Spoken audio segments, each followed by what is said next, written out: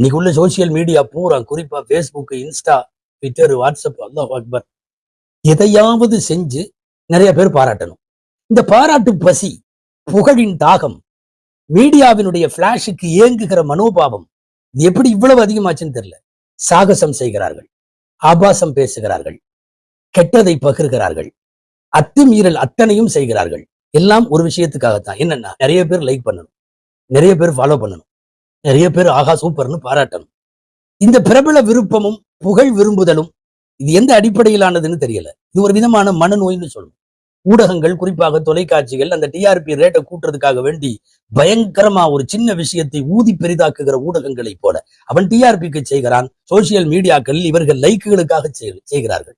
சாகசங்கள், அதுவும் எல்லை மீறி, வரம்பு மீறி, அத்துமீறி பொதுமக்களை அச்சுறுத்துகிற பைக் ரேஸுகள், அவர்களுடைய வீலிங் சமாச்சாரங்கள், ஓடுற ட்ரெயின்ல படியில நின்றுட்டு செல்ஃபி, உயிரை மாய்த்து கொண்ட எத்தனை இளைஞர்களை பார்த்தோம்.